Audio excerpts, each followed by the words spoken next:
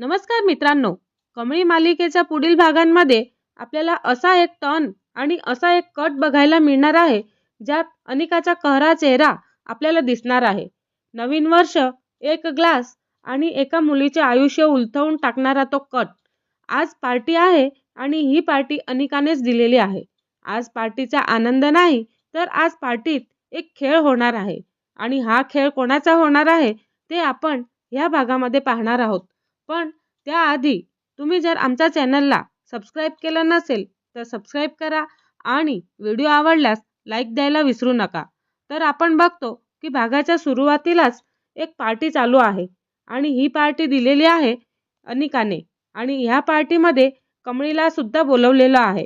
आणि जिथे नवीन वर्षाच्या पार्टीत अनिकाचा खरा चेहरा समोर पण येणार आहे. नववर्षाची पार्टी पूर्णपणे जोशात सुरू आहे आणि हॉलमध्ये लाईट्स चमकत आहेत. संगीत मोठ्या आवाजात वाजत आहेत आणि लोक हसतायत आणि शुभेच्छा पण देत आहेत.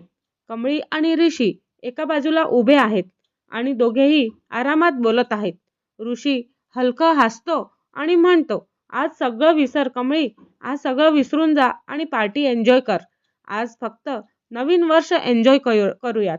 तेव्हा कमळी थोडी संकोचून म्हणत असते, मला अशा पार्टीची सवय नाहीये सर, पण आज बऱ्यापैकी छान वाटतंय. तेवढ्यातच दूर उभी असलेली अनिका हे सगळं पाहत असते. तिच्या चेहऱ्यावरती खोटं हसू असतं, सोबत कट पण असतो आणि डोळ्यामध्ये जळजळ असते. ती स्वतःशीच पुटपुटते आणि म्हणत असते का ही प्रत्येक वेळ सगळ्यांना नजरेत असते आणि आज ती चूक करणारच आहे आणि ती कमळीविषयी बोलत असते. अनिका बारकडे जाते आणि 2 ग्लास उचलते. आजूबाजूला पाहते आणि कुणीही लक्ष देत नाही याची खात्री पण करून घेते. ती चुपचाप दोन्ही ग्लासमध्ये दारू मिसळते आणि हसत असते आणि हे हसू पूर्ण कटाचं आहे. थोडं सैल झालेलं आहे.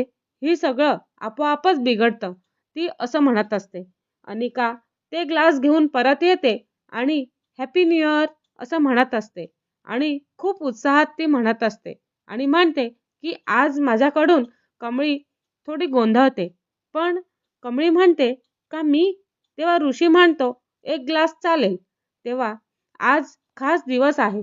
दोघेही एक एक ग्लास घेतात आणि पार्टी पुढे सरकते आणि तेवढ्यातच तिकडे नयनताराची पण एंट्री झालेली असते.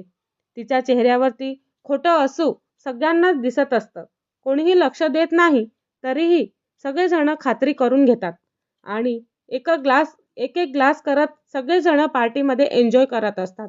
तेवढ्यातच आज सगळं हलकं हलकं वाटतंय. ऋषीही स्वतःला सावरायचा प्रयत्न करत असतो आणि म्हणतो, हो आज काहीतरी वेगळंच वाटतंय.